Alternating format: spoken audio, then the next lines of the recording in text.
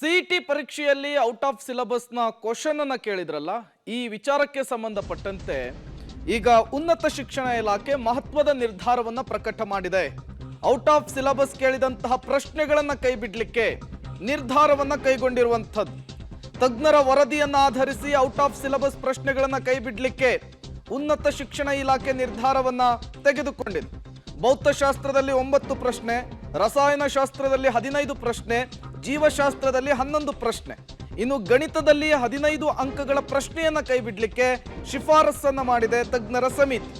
ತಜ್ಞರ ಸಮಿತಿಯ ಶಿಫಾರಸ್ಸಿಗೆ ಉನ್ನತ ಶಿಕ್ಷಣ ಇಲಾಖೆ ಒಪ್ಪಿಗೆಯನ್ನು ಕೂಡ ಸೂಚಿಸಿರುವಂತಹದ್ದು. ತಪ್ಪಾದ ಪ್ರಶ್ನೆಗಳಿಗೆ ಮಾತ್ರ ಗ್ರೇಸ್ ಮಾರ್ಕ್ಸ್ ಅನ್ನು ಕೊಡಲಿಕ್ಕೆ ನಿರ್ಧಾರವನ್ನ ಮಾಡಿಕೊಳ್ಳಲಾಗಿದೆ.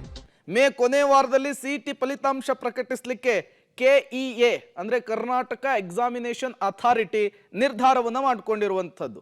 ಈ ಬಾರಿ ಕೆಇಎ ಮಾಡಿದಂತಹ ಅದೊಂದು ಎಡವಟ್ಟು ಪೋಷಕರಲ್ಲಿ ಮತ್ತು ವಿದ್ಯಾರ್ಥಿಗಳಲ್ಲಿ ಗೊಂದಲವನ್ನ ಹೆಚ್ಚಿಸಿತ್ತು. ಅದಾದ್ಮೇಲೆ ಉನ್ನತ ಶಿಕ್ಷಣ ಇಲಾಖೆ ಸಮಿತಿಯನ್ನ ರಚಿಸಿತ್ತು. ಈಗ ಔಟ್ ಆಫ್ ಸಿಲೆಬಸ್ ಪ್ರಶ್ನೆಗಳನ್ನ ಕೈಬಿಡ್ಲಿಕ್ಕೆ ನಿರ್ಧಾರವನ್ನ ಮಾಡಲಾಗಿದೆ. ಇದೇ ವಿಚಾರಕ್ಕೆ ಸಂಬಂಧಪಟ್ಟಂತೆ ಮತ್ತಷ್ಟು ಡೀಟೇಲ್ಸ್ ಅನ್ನು ಕೊಡ್ತಾರೆ ನಮ್ಮ ಪ್ರತಿನಿಧಿ ಶ್ರೀನಿವಾಸ್, ದೂರವಾಣಿ ಸಂಪರ್ಕದಲ್ಲಿ ಜಾಯಿನ್ ಆಗಿದ್ದಾರೆ.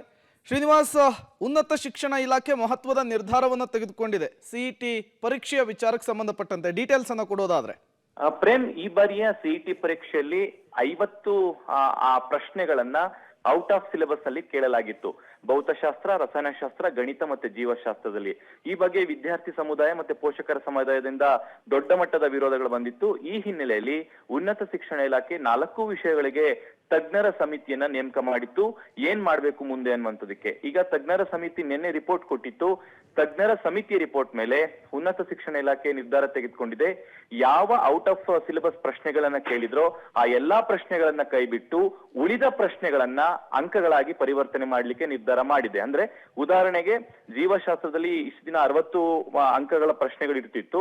ಅದರಲ್ಲಿ 15 ಪ್ರಶ್ನೆಗಳನ್ನ ಕಳೆದ್ರೆ, ಅಂದ್ರೆ ಔಟ್ ಆಫ್ ಸಿಲೆಬಸ್ ಪ್ರಶ್ನೆನ ಕಳೆದ್ರೆ ಉಳಿದ 45 ಅಂಕ ಏನು ಇರುತ್ತೆ ಅದಕ್ಕೆ ವಿದ್ಯಾರ್ಥಿಗಳ ಅಂಕಗಳನ್ನ ಕೌಂಟ್ ಮಾಡ್ತಾರೆ. 4 ಸಬ್ಜೆಕ್ಟ್ಗೆ ಇದೇ ಮಾದರಿ ಇರುತ್ತೆ. ಅಂದ್ರೆ ಈಗ 4 ಸಬ್ಜೆಕ್ಟ್ ಇದ್ದಿದ್ದರಿಂದ ಒಟ್ಟಾರಾಗಿ 50 ಪ್ರಶ್ನೆಗಳನ್ನ ಔಟ್ ಆಫ್ ಸಿಲೆಬಸ್ ಅಂತ ಕೈ ಬಿಡಲಾಗಿದೆ. ಅದನ್ನ ಹೊರತುಪಡಿಸಿ ಉಳಿದ ಅಂಕಗಳನ್ನ ವಿದ್ಯಾರ್ಥಿಗಳಿಗೆ ವ್ಯಾಲ್ಯೂಯೇಷನ್ ಮಾಡಿ ಅದನ್ನ ಸಿಇಟಿಗೆ ರ್ಯಾಂಕ್ ಆಗಿ ಕನ್ವರ್ಟ್ ಮಾಡ್ತಾರೆ. ಅದರ ಜೊತೆಗೆ ಆ 2 ಪ್ರಶ್ನೆ ಗೊಂದಲ ಇದ್ದಂತ ವಿಚಾರವಾಗಿ ಆ 2 ಪ್ರಶ್ನೆಗೆ ಮಾತ್ರ ಗ್ರೇಸ್ ಅಂಕ ಕೊಡ್ಲಿಕ್ಕೆ ಈಗ ಕೆಎ ನಿರ್ಧಾರ ಮಾಡಿರುವಂತದ್ದು. Prem, okay, thank you Srinivas ತಮ್ಮೆಲ್ಲ ಮಾಹಿತಿಗಾಗಿ.